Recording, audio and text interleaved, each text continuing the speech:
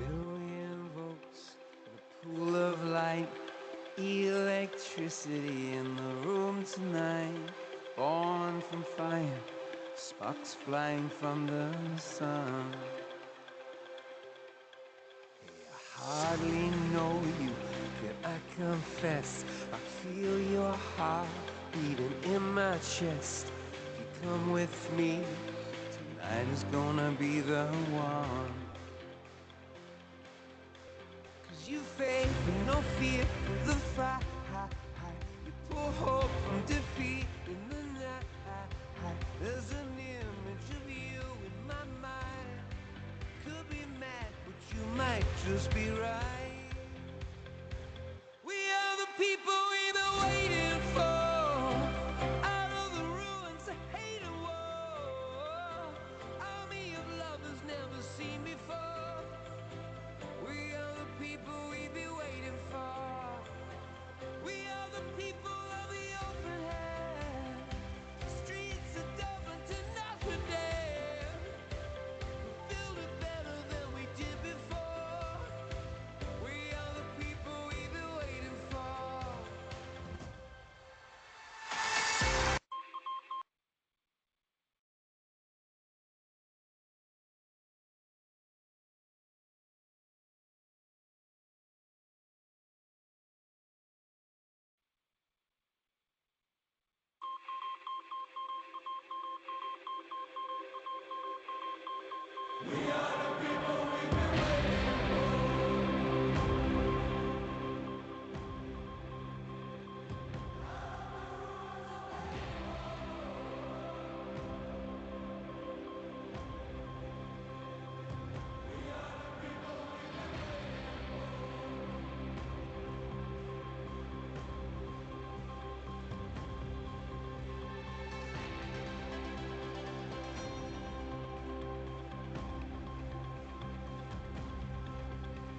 Million volts, a pool of light, electricity in the room tonight. Born from fire, sparks flying from the sun.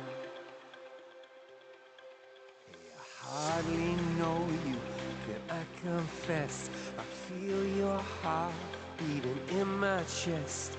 You come with me, tonight is gonna be the one. You faith and no fear of the fight. You pull hope from defeat in the night. There's an image of you in my mind. Could be mad, but you might just be right. We are the people we've been waiting for. Out of the ruins of hate and war. Army of lovers never seen before. We are the people we've been waiting for. We are the people of the open hand. Streets of Dublin to Notre Dame. Build it better than we did before. We are the people we've been waiting for.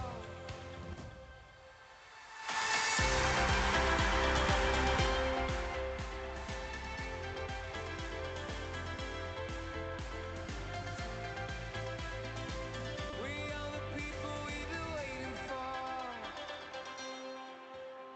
Broken bells and a broken church. A heart that hurts is a heart that works. From a broken place, that's where the victory's won.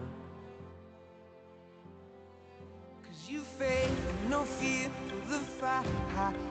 You pull hope from defeat in the night. There's an image of you in my mind. Could be mad, but you might just be right.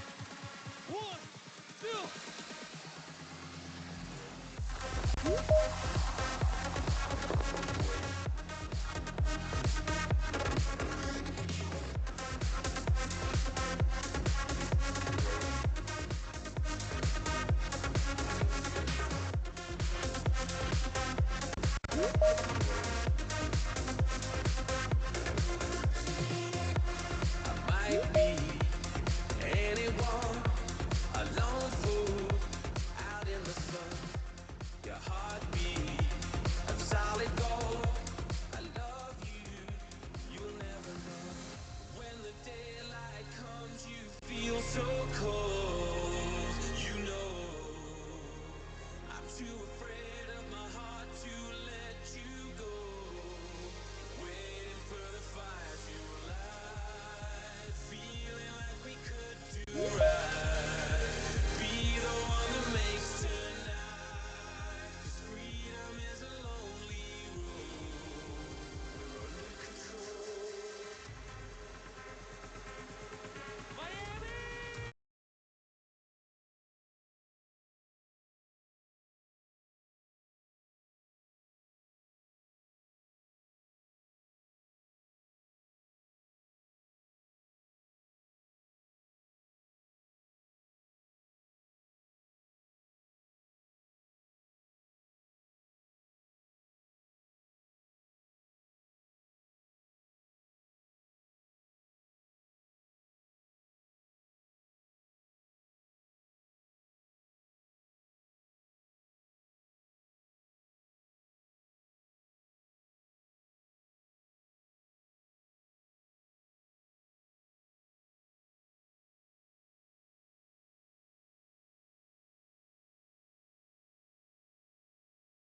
Herkese salamlar.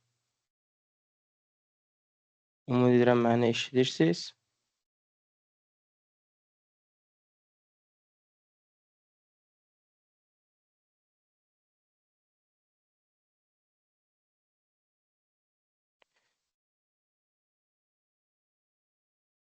Biraz da gözləyək birazdan.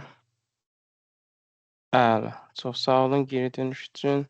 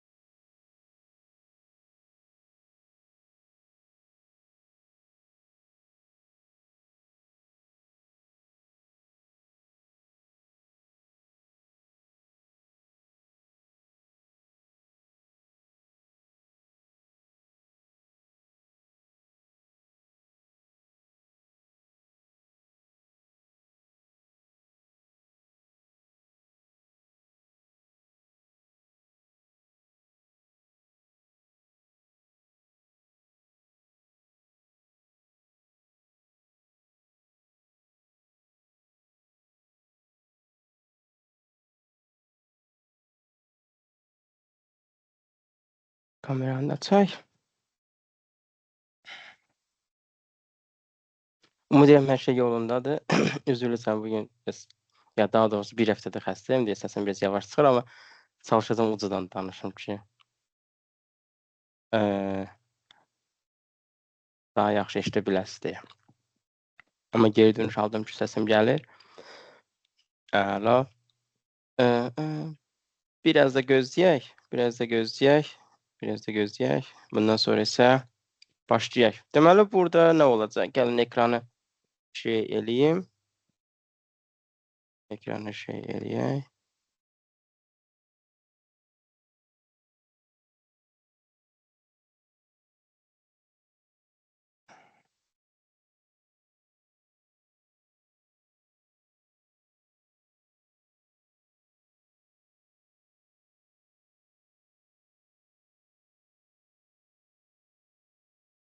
Ekranı paylaşaq, ondan sonra isə başlayaq.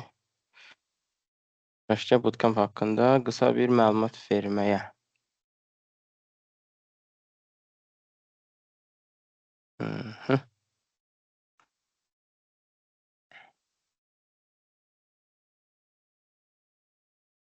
Okay. Ekran gəldi mi? Ekranı görürsünüzmü? Belə, hə? Belə yox. Əla, ekran gəlib.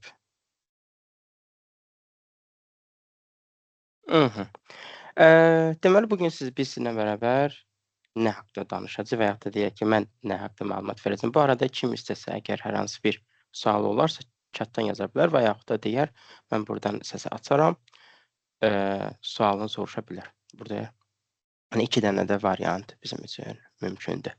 Deməli, bir gün biz sizlə yeni bir yanaşma, deyək ki, data analitikada yeni bir yanaşma, end-to-end data analitik biz Pythonla danışacağıq. Qısa olaraq gəlin belə eləyək. Mən özüm haqqında məlumat verim.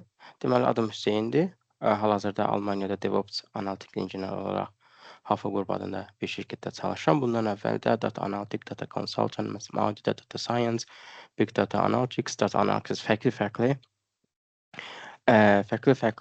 şirkətlərdə və fərqli pozisyonlarda da çalışmışam. Deməli, bu çalışdığım müddət ərzində belə bir trend gördüm ki, data analitik il dəyişir. Bəlkə də bu niyə görə oldu? Deyək ki, son 5 ildə AI sahəsi, yəni AI, bəzilərinə görə çox yaxşıdır, bəzilərinə görə də çox pisdir, işimizi əlimizdən alacaq və s. Bu arada çox uzun danışmaq istəmirəm. Əminəm ki, artıq siz də bezmisiniz ki, eşitməkdə işimizi əlimizdən aldı mı və s. Yoxsa hələ də işləyir, amma hələ də işləyəcək, düzdür? Hələ də işimiz var. Data analitikləri, data science, data engineer hələ də işlər var. Amma deyək ki, bu AI-ın inteqrə olmasından görə bəzi dəyişikliklər baş verdi. Yəni ən çox önə çıxan sahələrdən biri oldu avtomatlaşdırma. Və hal-hazırda mənim işim də, deyək ki, məsələn, mən hal-hazırda bir data analytics nə iş görürsə, onu görürəm. Amma bir dənə fərq var ki, data analitik proseslərin avtomatlaşdırmasını işini görürəm. Niyə bu yarandı? Ona görə ki, əvvəllər deyək ki, data analitikdən nə gözləyirdi? Bəlkə də hələ də var. Məsələn, Excel bilirsən, Excel-də qrafik çıxarırsan, SQL və s. Deyək ki, klassik data analitik olaraq biz bunları deyirik, klassik data analitik olaraq. Amma bu gün isə bu biraz dəyişib. Dəyişmə o mənada baş verir ki, bizdən daha çox şeylər tələb olunur. Əvvəllər bilinən şeylər ümumiyyətlə artıq, yəni hər kəsin, səncə elə bir hər kəs onu bilməlidir. Üzərinə sən edəcəyin nə var? Yəni intervyuya falan girəndə yəni belə o ki, okey, bunları onsuz da çoxluq bilir, %95. Sən nə etmisən, fərqliliyin nədir? Biz bugün bunun haqqında danışacağıq ki, end-to-endin, data analitikin digərlərindən fərqi nədir? Və deyək ki, bugünkü bazarda həyatda qalmaq üçün, ona görə bu bir yarışmadır. Biz əslində hamımız bir-birimizə qarşı bir rəqabət aparırıq. Ona görə ki, hər hansı bir şirkətdə bir dənə işçi tələb olunursa, deməli biz əslində bir-birimizlə rəqabət aparırıq. Biz necə bazarda digərlərinə qarşı rəqabət aparıb və onu uda bilərik. Bugün bizim əsas sualımızın cavabı o olacaq. Ona keçməzdən əvvəl gəlin data analitika nədir, niyə bu qədər populyardır? Düzdür, mən bəzən düşünürəm ki, data analitika ola bilsin ki, Azərbaycanda biraz hype da ola bilər. Ona görə ki, hər kəs data analitika olmaq istəyir. Bu da biraz bəlkə hype tərəfidir. Ona görə bəzi insanlar düşünür ki, biraz asandır, amma asan olsaydı hər kəs eləyərdi. Orası da var. Amma data analitika ümumi prinsipi nədir deyəndə, əminəm ki, burada sorğu keçirmişdim. Çoxları artıq data analitika nə olduğunu bilir. Yəni ona görə bu bootcamp əslində biraz advanced, yəni biz burada daha çox basic-lərdən deyil də daha yuxarı bir səviyyəyə işləyəcəyik. Düzdür, biz sıfırdan başlayacağıq, deyək ki, çətindən asandan çətinə doğru gedəcəyik, amma burada olanların çoxunun basic məlumatları var ki, məsələn, data analitik nədir kimisindən. Kimlərin ki, yoxdur, amma bu da yəni problem deyil. Qısa olaraq məlumat verə bilərəm ki, əslində bütün məlumat ki, toplanılır bizim ətrafımızda. Məsələn, bank kartları, ödəniş, sosial media paylaşımları və s. Bunların hamısının toplanması və analiz edilməsi bir data analitikadır. Qısa olaraq belə desək. Analiz fərqli səbəblərdən ola bilər. Ən sonunda nədir? Bir fayda almaq, benefit və yaxud da bu revenue, gəlir mənasında ola bilər. Hər bir şirkətin deyək ki, ixtisaslaşdığı və yaxud da biznesi fərqli ola bilər. Amma ən sonunda bizə gələn datanı biz araşdırırıq. Orada bəzi hekayələr ortaya çıxarırıq. Səbəb, nəticə, correlation, causation və s. və bunu report edirik və bunun sayəsində şirkət öz biznes istiqamətini seçir. Bu datalar niyə toplanır və kimlər istifadə edir? Artıq bunu da qısa olaraq dedik ki, məsələn, ən əsası bundan əvvəl bunu bilməməz necə demək olar, bir gut feeling, bəlkə bu teorimi bilənlər var. Yəni hiss eləyirsən də özünü. Yəni bundan əvvəl necə idi? Şirkətə bir insan gəlirdi, uzun müddət şirkətdə çalışır və həmin o insan deyək ki, şirkətə təcrübə yığa bu biznesi öyrənir və deyək ki, şirkətin başında və yaxud hər hansı bir şöbə müdiri o qərarları verir ki, belə eləmək lazım. Niyə? Bu insanın təcrübəsi var. Amma zaman içərisində biznes o qədər sürətlə dəyişir ki, hər hansı bir insanın bu sürətlə öyrənməsinə də imkan yaranmır. Və şirkətlər düşünür ki, nə edək? Elə bir mexanizm quraq ki, biz asanlıqla qərarlar verə bilər. Bu qərarlar nədir? Biz, yəni data yönümlü qərarlar. Ona görə data analitika bu qədər önəmli olur ki, bir səbəbi odur, AI-yə olan yatırımlar. Əslində çox insan bəlkə də elə düşünür ki, AI-yə yatırım deyəndə məsələn data science, machine learning və s. nəzərdə tutulur, amma onlar nəzərdə tutulmur çox zaman. Qoyulan pulun, yəni %80, %70% data mərkəzlərinin qurulmasına gedir. Data mərkəzlərində datanın toplanması, yəni bir AI modelinin yaxşı işləməsi üçün halımızda data olmalıdır. Və bu data da bizim işimizə yarır, data analitiklərin işinə yarır. Niyə? Ona görə ki, biz götürüb onu analiz edə bilərik. Və şirkətlər bunu görür ki, gələcəkdə bu qədər dataya investisiya, yatırım varsa, bu qədər dataya, deməli bizə data analitika ehtiyacdır ki, bu datanı analiz eləsin. Yəni həmişə bu nümunəni verirəm. Fərz edin ki, məsələn mən universitetdə oxuyan vaxtı 1 megabayt olan bir karta telefonum üçün çox baha bir qiymət ödəyirdim. Amma indi Google Drive və yaxud da OneDrive, Amazonun, daha doğrusu Asia'nın, yəni Microsoft'un. Onlar bizə 10 GB olmalıdır, düzdürmü? 10-15 GB pulsuz verir. Yəni 10-15 il əvvəl biz düşünənməzdik ki, biz kompüterimizdə, daha doğrusu indi Drive-da 10-15 GB pulsuz hər hansı bir şey alayıq.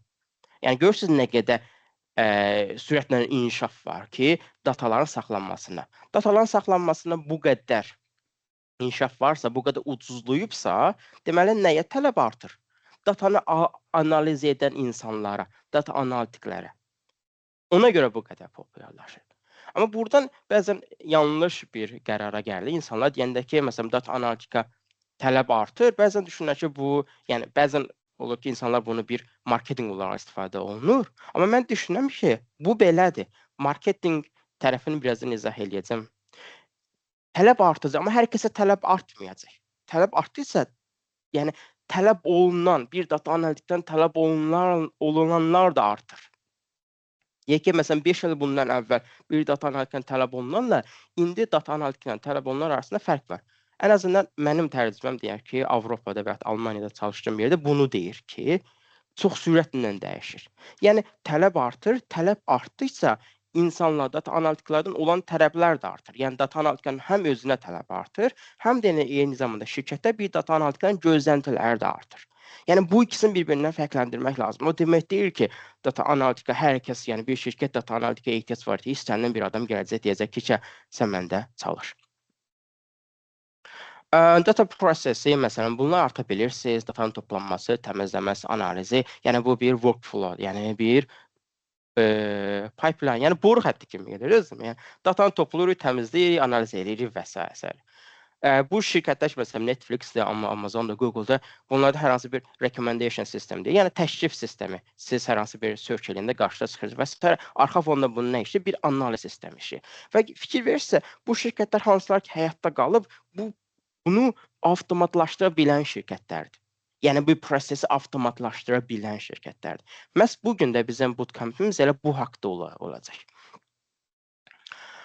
Deməli, AI məsələsinə gəldi. Düzdür, mən də onlardanam ki, məsələn, vibe coding mən ümumiyyətlə eləmirəm və düşünürəm ki, bu bir, yəni açıq desə biraz nə deyim, yumşaq, axmaqlıq deyək də, vibe coding. Hər hansı bir şey sözlə yazırsan, sənə geri kod edir. Yəni bu bir anormallıqdır. Ona görə ki, vibe coding, yəni hər hansı bir şirkətə vibe coding eləyənmərsə mümkün deyil. Ona görə ki, security səbəbləri var. Heç kəs sənə imkan verməz ki, bütün kodu götürüb ora copy paste eləyəsən. Bütün kodu onsa copy paste eləyənmərsən. Yəni eyni zamanda zamanını itirir bu şey. Yəni bilmirsən nə edirsən, amma qarşılığında bir şey alırsan. Bu biraz anormallıqdır. Bu biraz ümumiyyətlə mən düşünürəm data analitika və ya ümumiyyətlə codingin, logicin anlaya bilməyən insanların ya bəlkə anlaya bilirlər, amma marketinq tərəfidir.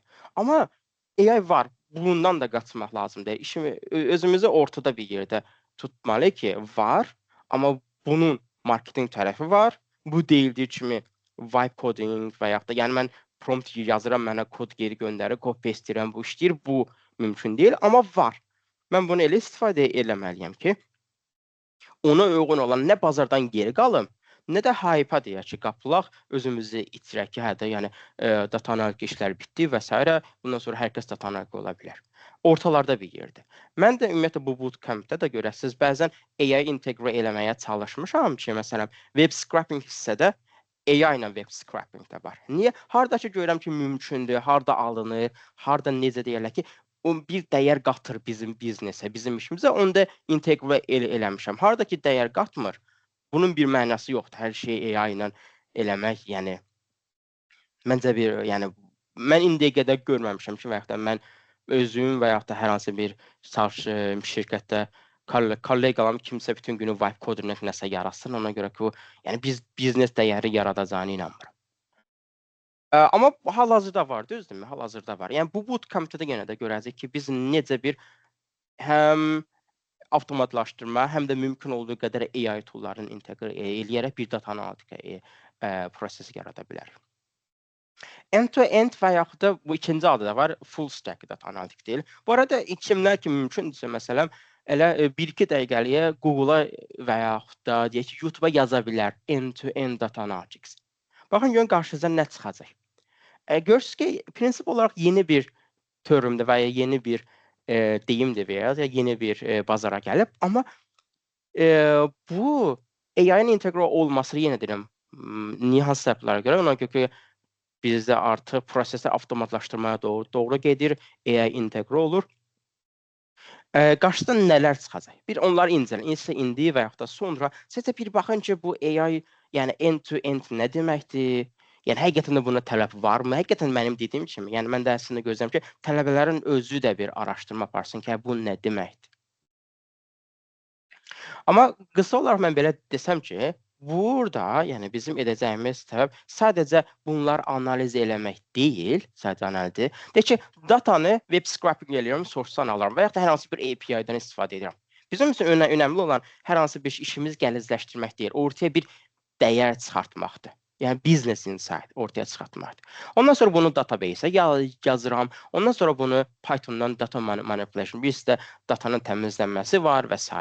Ondan sonrası analiz hissəsi buradadır. Görürsünüz, analiz hissəsi. Burada mən statistikadan istifadə edirəm. Burada mən deyək ki, machine learning buradadır. Burada mən statistikadan istifadə edirəm və hər hansı bir analiz aparım. Ondan sonra machine learningdən, ondan sonra visualization və visualization-dan biz burada streamlikdən istifadə edəcəyik və business insight. Yəni görürsünüz ki, bütün proses avtomatlaşıb. Düzdürmü? Yəni bir data analitik olaraq artıq biz başdan sonuna doğru hər şeyi bacarırıq. Əvvəllər fərq nə idi? Klassikdə bunu edirdi. Data analiz. Görürsünüz bunu. Və yaxud da data manipulation bunu edirdi. Görürsünüz bunlar. Bu ikisi. Bu ikisini edirdi. Artıq burada isə biz bütün prosesi eləyirik. Əlbəttə yenə deyirəm, bütün proses çox qəliz ola bilər. Biz burada bootcampdə nə öyrənəcəyik? Nələr ki bizə ehtiyacdır. Yəni deyək ki, məsələn burada görmüsünüz Docker var, düzdürmü?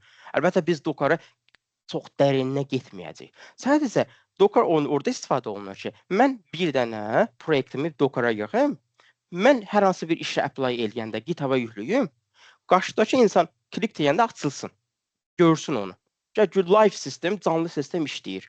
Bizim məqsədimiz bu olacaq. Bizim məqsədimiz çox dərin oldu. Yəni mən hər hansı bir proyektimi GitHub-a yükləyəndə qarşı tərəfdən kimsə bunu öz kompüterinə aça bilsin. Ki, görsən ki, həqiqətən də mənim proyektim canlıdır. Yəni biri var ki, siz hər hansı bir insana kod göndərirsiniz, uzun heç kəs ona baxmaz. Sizdə bir hər hansı birazdan indi özüm elədiklərimdə və yaxud da bizim tələbələrin elədiklərini də sizə göstərərəm. Ən sonda. Və yaxud da klik eləsən, sistem onun qabağına qəşəng bir dashboard Streamlit-də açılsın və s. görsün ki, bu nədir? Streamlit-də qarşına açılsın və görsün ki, bu nədir? Bir də var ki, siz kod göndərəsiniz. Yəni bu bootcampda da biz bütün bir sistemi necə avtomatlaşdırıb, necə GitHub-a yükləyib, beləcə ondan sonra isə siz hər hansı bir işə apply edirsiniz və s. necə onları göndərə bilərik.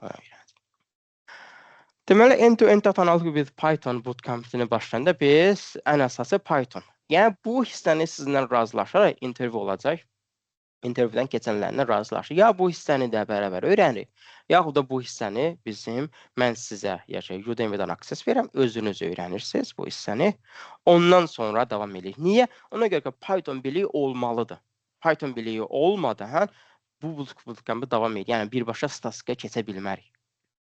Ya dediyim kimi sizinlə razı, ya bunu da Pythonu da biz ya preparation olaraq öyrənərsiniz siz özünüz. Vaxt verirlər 2 həftə, 3 həftə, 4 həftə nə qədər ehtiyacsa, 4 həftə və s. Ondan sonra bootcamp başlayar və buradan davam eləyərik və yaxud da elə bunu da bootcampın içərisinə salıb öyrənə bilərik. Amma ən əsası odur ki, yəni burada Python biliyi olmalıdır. Python biliyi olmadan olmaz. Python biliyi deyəndə burada biz NumPy, Pandas, Polars, məsələn, Big Data üçün və s. bunları nəzərdə tuturuq. Yəni nələr ki, data analitikada istifadə olunur. Ondan sonra statistika ilə davam edəcəyik. Burada t-test vardı, z-test vardı, a-b test vardı, vizuallaşdırma vardı, exponential analiz vardı. Məsələn, necə mən correlation tapa bilərəm, correlation nədir, causation nədir, hansı correlation metodundan istifadə eləməliyəm və s. Hansı deyək ki, məsələn, dediyim kimi, hansı correlation metodundan istifadə edir, nə zaman, kateqorikal oranda nə eləməli? Yəni, deyək ki, burada biz daha artıq dərinə enirik. Yəni, bir data analitik %100 bilməlidir. Bu hissələr qaçılmazdır. Fərq yoxdur, klassik və yaxud da end-to-end bunu hissəni bilməlidir. Ondan sonra keçir machine learning.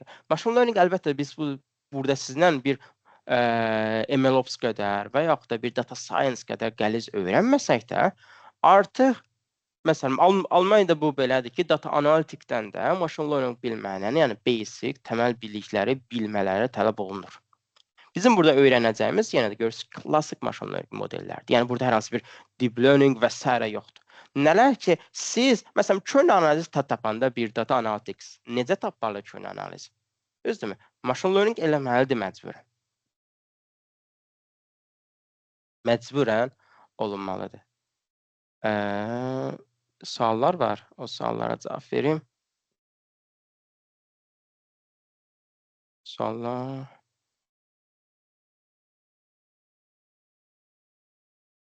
Biraz burada da suallar. Okay, Python Seaborn o statistikada. Orada bizdə hər kəs bu sual verir.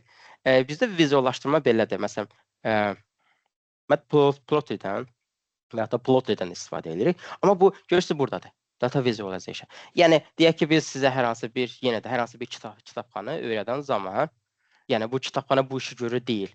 Məsələn, burada bir proyekt var, Pandasda bir proyekt var, Polarsda bir proyekt var. Bunlarda proyekt yoxdur, ona görə ki, onlar basiclərdir. Bundan sonra hər birində bir proyekt var. Məsələn, bu bir proyektdir, bu bir proyektdir, bu bir proyektdir. 3 dənə proyekt üzərinə gedəcək. Və 3 dənə proyekti siz vizuallaşdırma harda ehtiyacsa orada öyrənəsiniz. Yəni, yenə deyirəm, bizim yanaşmada hər hansı bir kitabxana öyrətmək deyil. Yəni, kitabxana açaq, mən buradan dummy variable, yəni nələrsə dummy variable'lar alım, o deyil. Yəni, nə zaman vizuallaşdırma ehtiyacsa, sənin proyektini istəyirsən. Məsələn, deyək ki, kern analiz edirsən, yenə də, RFM analiz edirsən və s. Düzdürmü? Başdan başlayırsan bunu. Nə zaman öyrənir ki, burada vizuallaşdırmağa ehtiyac var. Deməli, vizuallaşdırma edirsən və s. Yəni, bütün kitabxanaları bir dənə proyektin içərisində öyrənirsiniz. Yəni, yenə də bizim yanaşmada hər hansı bir otub kitabxananı öyrətmirik. Yəni, kitabxana ehtiyac olanda proyektin içərisində öyrənirik. Buradan davam edeyim, birazdan suallara yenidən qaydaram. Machine learning. Machine learningdə görürsünüz ki, məsələn, lineardır, logistikdir. Yenə deyirəm, məsələn, RFM analiz tapırsan. Məcbur machine learningdən keçməlisən, kön analiz edirsən yenə də. Sən bilməlisən ki, hansı müştəri səndən itəcək. Məcbur machine learningdən istifadə eləməlisən. Və yaxud da sən analiz aparırsan, çoxu zaman, məsələn, biz statistikada deyirik ki, məsələn, bir satışda hansı faktorlar önəmlidir? Bunu correlationdan tapırıq, kategorikal variable'lar, numerical variable'lar analiz aparırıq, düzdürmü? Amma gəlsən ən sonunda machine learningdə, məsələn, bilənlər artıq bilir, tree modellərdə feature importance adında belə bir funksiyası var. O funksiya artıq sənə verir ki, hansı faktorlar önəmlidir? Yəni, target polumuz. Sən artıq machine learning köməyi ilə deyək ki, əvvəl elədin analizi isbat edirsən ki, həqiqətən machine learning-də mənə eyni nəticəni verir. Yəni nə etdiyi bilirsən. Yenə deyirəm, machine learning-də biz sizinlə o qədər də dərinə getməyəcəyik. Data analitika üçün nə ehtiyacsa onları öyrənəcəyik. Ondan sonra gələcək web scraping. Web scraping mənim də xoşuma gələn bir şeydir. Hətta yəni bunu bu hissədə çalışacağam məsələn AI ilə inteqrə eləməyə. AI ilə inteqrə eləyək ki, necə bu prosesi avtomatlaşdıra bilər. Amma deyək ki, məsələn Beautiful Soup, Scrappy, Selenium, Playwright kimi kitablardan istifadə edəcəyik ki, biz web scraping-də məlumatı çəkək. Ondan sonra niyə? Ona görə ki, istəmirəm ki, şey olsun. Biz elə həmişə Kaggle-dan datasetini götürək, onun üzərində işləyək. İstəyirəm ki, artıq elə bir proyekt olsun ki, sizə aid olsun. Yəni siz hər hansı bir interview, hər hansı bir yerə gedəndə deyəsiniz, bax bu mənim proyektimdir. Dünyada heç yerdə yoxdur bunun. Yəni həqiqətən də heç yerdə yoxdur.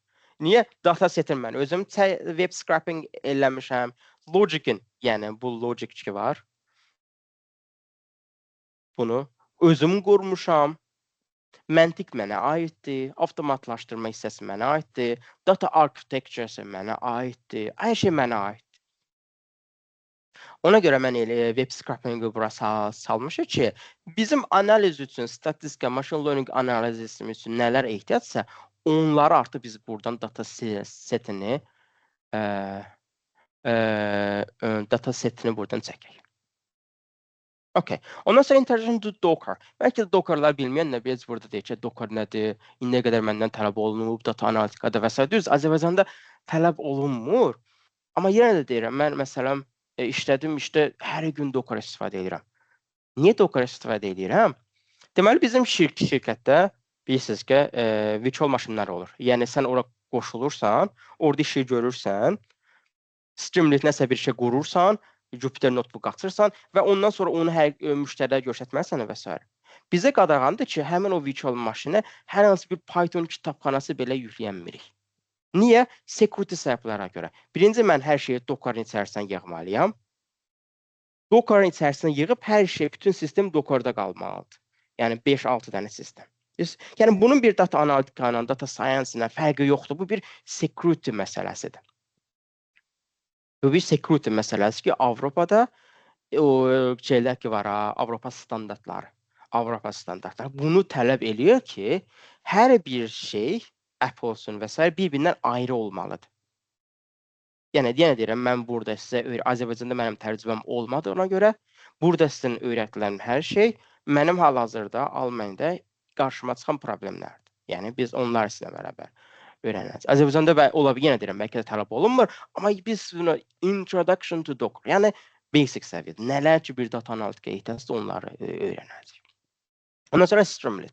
Streamlit nə olacaq? Streamlit burada bizim Power API-miz olacaq, tablomuz olacaq və s. Həm burada biz machine learning prosesinin avtomatlaşdırmasını öyrənəcəyik ki, necə mən klik edəndə mənə nəticə gəlir ki, geri dönüşür. Həm də eyni zamanda mən bir dashboard quracağam burada ki, dashboard quracağam, onu deploy eləyəcəyik. Kimsə klik edəndə o açılacaq, qarşısında görəcək hədə, nə, yəni vizuallaşdırma var qarşısında var və canlı bir şəkildə deyir. Ondan sonra SQL Alchemy var. Yenə də bəlkə bu çoxlar bunun SQL Alchemy bilmir. Yeni çıxmış bir kitabxanadır. Mənim də çox sevirəm istifadə edəyim. Məsələ nədir? Məsələ odur ki, yenədən geri qayıtmalıyam. Niyə bu var bizdə? Üzr istəyirəm. Qavaş et. Database ki var, məlumatlar yazanda. Məsələn, SQL, TSQL olanda başqa bir ləhcə deyək də və yaxud da deyək ki, ləhcə deyək və yaxud da dil deməyək, hamısı SQL language-dir, amma aksentlər var da, ləhcədir. Bunların hamısının eyni zamanda mən bir dənə SQL Alchemy-nə yaza bilərəm. Yəni SQL Alchemy köməklik edəcək ki, database arasında deyək ki, məlumatı Python-da analiz elədim. Nəticələrini SQL-ə yazmaq istəyirəm. Nədən yazmalıyım? SQL Alchemy-nə. Oradan oxumaq istəyirəm SQL Alchemy-nə. Yəni yenə də çox basic bir səviyyədə sizdən öyrənəcək. Ən sonda isə bizim cohort analizi olacaq, funnel analizi olacaq, human resources, HR analizi olacaq, RFM analizi olacaq və eyni zamanda churn analizi bura əlavə edəcəm, o yadınız churn analizi. Yəni siz artıq burada proyektlərlə işləyəsiniz, ancaq proyektlər. Yəni deyək ki, yenə də artıq yəni reallıq ondan ibarətdir ki, mən də artıq deyək ki, digərlərindən fərqlənmənin ən yaxşı metodun biri portfoliodur. Əvvəllər deyək ki, sadəcə hər hansı bilik, sertifikat və s. mən belə düşünürəm. Ehtiyac isə məsələn sən hər hansı bir sertifikat alırdınsa, hər hansı bir kursdan və s. kifayət edirdisə, indi artıq eləmir ona görə ki, o sertifikat alınan sayı çoxalır. Yəni oyun deyək ki, qaydaları dəyişir. Artıq biz GitHub, portfolio, bu kimi toollarla başqalarından fərqlənməliyik. Və bu bootcamp da bunun üzərinə qurub ki, ancaq proyekt yönümlü. Yəni bu bootcampı bitirəndən sonra sizin 20-yə yaxın 20-dən bəlkə də daha çox bu proyektiniz olacaq.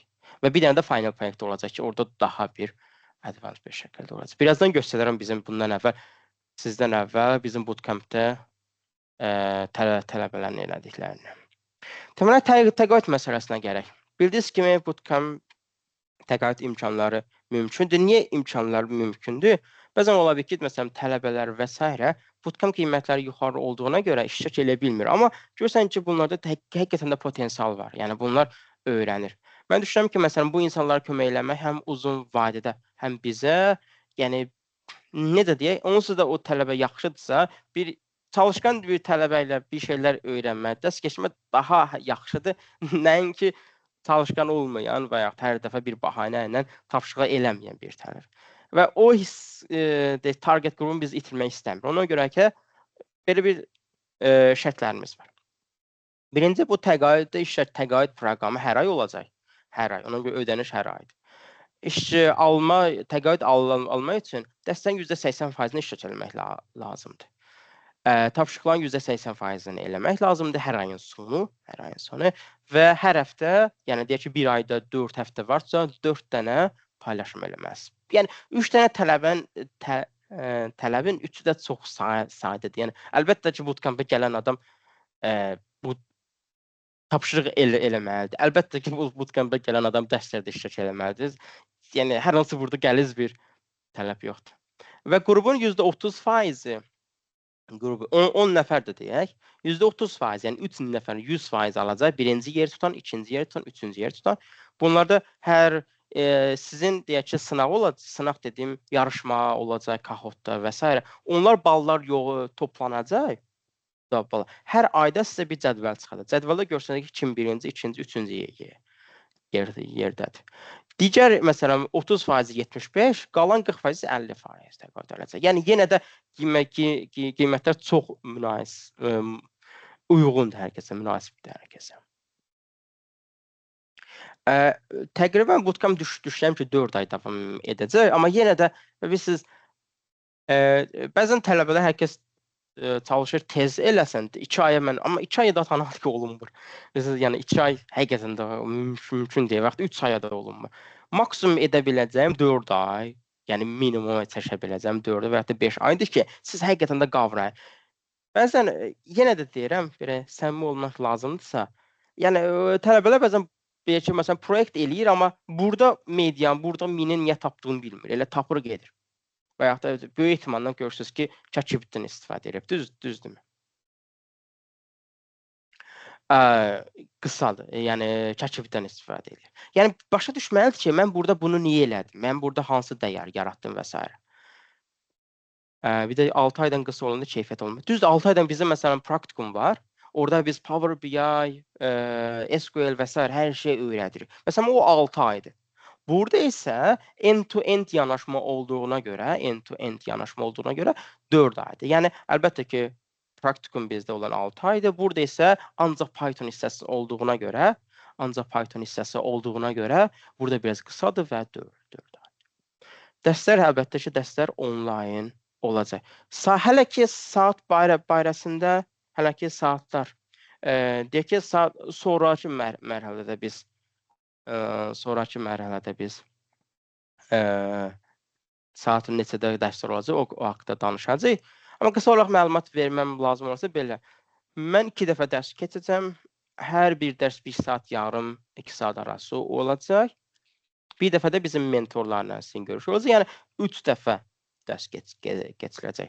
2 dəfə dərs keçəcəm mən, bir dəfə siz qoşularsınız yarışma olacaq və deyək ki, interview simulation olacaq və yaxud da hər hansı bir sualınız varsa, əlavə də qarşıma nələr çıxsa, ekstra bir şeylər, o bir günə salınacaq. Normalda biz sizlə 3 gün görüşəcəyik. 2 gün görüşmək məcburi olacaq. Bir gün isə görüşmək yox. İstəsəz qoşularsınız, istəsəz qoşulun. Amma qoşulsaz bal yığdığınıza görə, qoşulanda bal yığasınız ora, yarışmada iştirak eləyəsiniz, bal yığasınız və s. Burada sizin artacaq sizi, deyək ki, o sıralamada önə. Yəni daha çox təqaüd ala bilərsiniz. Okay, bu qədər. Ümid edirəm ki, səmimi oldu. Ümid edirəm ki, sizin üçün maraqlı oldu. Ümid edirəm ki, nəsə bir sualınız varsa onlara cavab tapa bildiniz. Və qısa olaraq bunu da deyim ki, elə bu gündən bəlkə intervyulara başlaya bilərik. Bu gündən intervyulara başlaya bilərik. Mən kimlər ki bizim WhatsApp qrupunda yoxdur, linki bura göndərərəm. Zəhmət olmasa onlar da o WhatsApp qrupuna qoşular. O WhatsApp qrupuna qoşulandan sonra isə orada ətraflı məlumat veriləcək ki, necə intervyuya qoşulmaq arasında. Bir də suallara gedim bir daha üzərindən görüm bəlkə kiməsə suallar qalıbmı? Kimi suallar qalıbsa üzr istəyirəm, ola bilsin gözümdən qaçsın. Bu webinar davamlı, yox, sadəcə bu bir dəfə webinar, deyək ki, açılış webinarıdır, məlumatlarınız webinar idi. Bundan sadəcə bir dəfə olacaq, amma ümumiyyətlə data analitika nədir və yaxud da end-to-end yanaşma nədir, bu haqda da webinarlar ola bilər, amma sadəcə bu bootcamp haqqında bir dənə webinar idi. Neçə ayda buna dedik, saatlar hələ bəlli deyil, 6 aydan qısa, bəli, online, təşəkkür. Qiymətlər barəsində. Nicat, bəs sizin səsinizi açıram. Buyurun, sualınızı verə bilərsiniz. Əgər sualınız varsa, buyurun, mikrofonu açın. Kimin mikrofon danışmaq istəyirsə, əlini qaldırsın belə, bundan istifadə edə bilər. O zaman mikrofonu açacağım və sualını verə bilər. Salam Hüseyin bəy, hər kəsdə salam verirəm. Siz demişdiniz ki, bunu ya Udemy-yə yönləndirəcəm, başlanğıc tapacağam ya da bir yerdə başlaya bilərik. Bunun bir yerdə başlamaq üçün necə olur deyə qrup üzvlərinin çoxsumu buna razı oldu, yoxsa siz bunu arayla çəksiniz? Bəli, qrup üzvlərinin çoxu. Niyə? Ona görə ki, bu bootcamp əslində belə ki, Python isə nəzərdə tutulmamış başlamışdı. Düşündüm ki, Python-u hərəkət biləcək. Amma sonra bəli oldu ki, bəzi dedik ki, yox, biz Python-u da öyrənmək istəyirik, təkrar eləmək istəyirik. Hətta bilirəm, amma təkrar eləmək istəyirəm. Ona görə nəzər tutum ki, buyur. Çünki mən də Yandex-də yeni bitirmişəm data analitika təlimini və Python-u keçmişik. Ancaq deyərdim ki, Udemy-də düzdür öyrənə bilərik. Ancaq birbaşa necə deyim, öz dilimizdə daha belə çox orada qabağına çıxan sualları ən azından verə bilmirsən, başa düşmürsən. Burada mı verə biləcəyik? Əgər hamı razıdırsa, mən istəyərdim ki, bir yerdə başlayaq. Düzdür, Udemy-də də mənim üçün problem deyil. Orada da keçə bilərəm. Zaten Yandex-də yeni bitirmişəm. Orada da keçə bilərəm. Getmişəm deyə Pandas olsun, Matplotlib olsun, Sigourney. Yəni yeni istilən təzə heç bir ay deyil bitirmişəm tədbiri. Amma yenə də birlikdə fərqli bir yanaşma, fərqli nə bilim, baxır, siz tərəfdən öyrənirsək, məncə hamımız üçün yaxşı olar. Amma lazım olsa, məncə elə olsa daha şey olar. Bir də müsahibə, əgər hamı buna başlasa, heç müsahibə olmayacaq. Belə başa düşdüm. Əgər hamı sıfırdan başlasa, müsahibə olmayacaq. Müsahibə olacaq. Müsahibə niyə olacaq? Ona görə ki, bəzən insanlar təqaüd sözünü eşidir, bəzən ödənişsiz eşidir. Yəni, deyək ki, marağı olmayan və yaxud da Almaniya sözünü eşidir, deyək ki, mən Almaniyaya getmək istəyirəm. Bizim hədəfimiz, əlbəttə ki, mən heç kəsə burada Almaniyaya göndərməyəcəm. Amma Almaniyada öyrəndiklərimi sizlə bərabər öyrənəcəyik və yaxud da sizə kömək eləməyə çalışacağam. Ona görə ki, bəzən hədəf qrupumuz yayınmasın deyə, yəni düzgün insanlarla davam eləyək deyə, mənim üçün də asan olsun, sizin hər kəsin asan olsun deyə intervyu prosesi olacaq. Amma deyək ki, intervyu prosesini yenə də soruşacağam ki, əgər Python razı olsa ki, mən Pythonu sıfırdan sizlə öyrənmək istəyirəm, o zaman deyəcəm, okey, sənə Pythona aid hər hansı bir sual verməyəcəm, amma ümumilikdə bir, deyək ki, danışıq, ümumilikdə bir-birimizi tanıma mərhələsi olacaq ki, mən bilim ki, həqiqətən də bu insan bizimlə bərabər sona qədər davam edəcək və həqiqətən də bu data analitikanı sevir. Başqa bir səbəbi yoxdur bu bootcampda iştirak etmək üçün. Tamam, çox sağ olun, olur. İnşallah müsahibələr gözləyirik. Nə vaxt Siz açacaqsınız, görüşə bilərik. Sağ olun. siz çox sağ olun. Suala görə təşəkkür edirəm. Sağ olun. Başqa kimsədə sual varmı?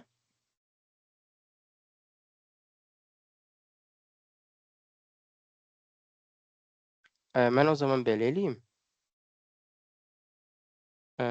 Copy link. Bura əlavə eləyirəm. Kimlər ki, bu qrupda deyil, zəhmət olmasa qoşulsun.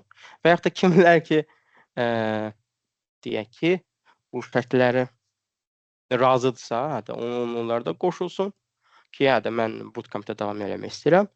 Növbəti mərhələdə biz sizinlə intervyu olacaq. Intervyu mərhələsi keçəcək. Bu gündən bəlkə başlaya bilərik. Bugün deməli belə olacaq. Mən ora kalendar göndərəcəm Google kalendarda. Deyək ki, məsələn vaxt olacaq. Düzdür, 17:18. Siz oranı booking eləyəsiniz. Siz oradan qeyddən keçəsiniz. Qeyddən keçəndən sonra, mən biləcəm ki, kimlə görüşəcəm. Zəhmət olmasa, qeyddən keçəndən sonra mənim telefon nömrəmi bilirsiniz. Ora mənə GitHub akkauntunuzu, LinkedIn-i və varsa CV-niz. Bunlar məcbur deyil. Məcbur deyil. Varsa göndərin. Niyə? Sizi daha yaxşı tanımaq üçün.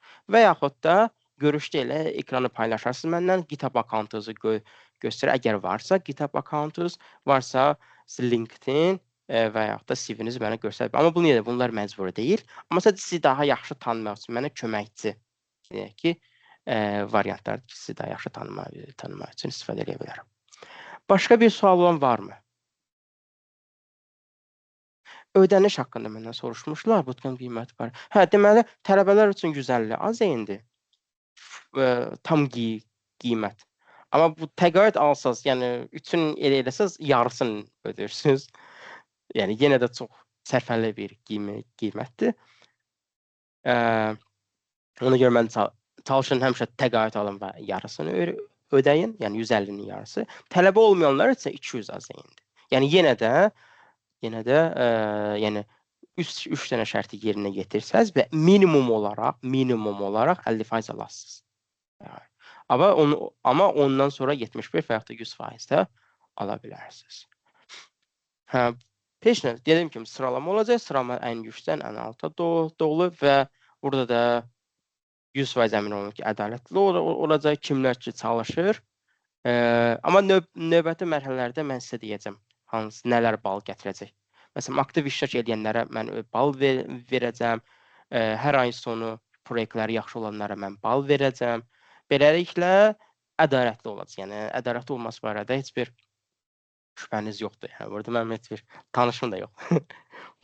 Bootcampda heç bir tanışım yoxdur. Narahat olmayın. Başqa bir sualınız varmı?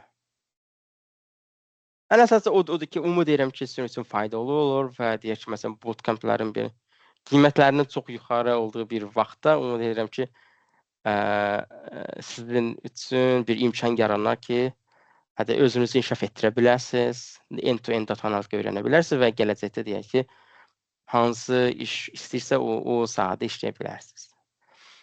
Ən əsası yenə yadımdan çıxır, bu bootcamp yenə də kimlər üçündür? Bootcamp olacaq ki, gələcəkdə məsələn data engineering və data science tərəfinə keçmək, machine learning prosesinin avtomatlaşdırılması. Biz eyni zamanda bir hissədir. Bu machine learninglərin avtomatlaşdırılmasını da öyrənəcəyik. Yəni gələcəkdə özünü eyni zamanda başqa data sektorlarında sınamaq istəyənlər üçün də bu bootcamp uyğun olacaq ki, daha advanced bir səviyyə olduğuna görə onlar asanlıqla ya data engineering-ə, yaxud da MLOps-a, data science-ə keçid edə biləcəklər. Oldu, yenə də sizə təşviq edirəm ki, kimin sualı varsa, buyursun, desin, mikrofonu aça bilərəm. Buyurun, hər hansı bir sualınız varmı?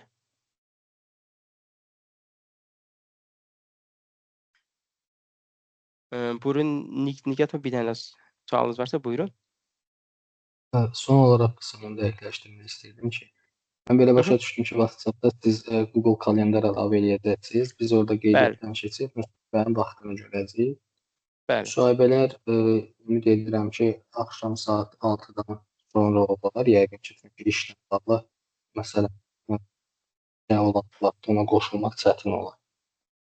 Hər vaxt da olacaq. Həm səhər də olacaq, həm axşam da olacaq. Amma bir həftə müddətində davam edəcək. Narahat olmayın.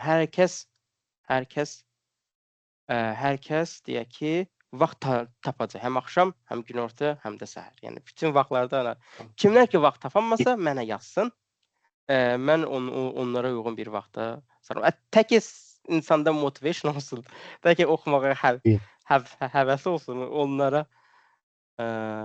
Onlara Bir endirim də eləyir. yəqin ki, ümid edirəm bir həftədən sonra yəqin ki, belə tam yekunlaşıb başlaya biləcək, hə? Çünki ideyayı başa düşdük ki, Bəli, bir bəli, həftə bəli. vaxt Bəli, müsahibə olacaq. bəli, Növbəti həftədən artıq dərslər başlayacaq. Oldu, bəli, bəli. çox sağ olun. Təşəkkürlər. Siz sağ olun. Başqa kimdəsə nəsə sual varmı? Buyursun.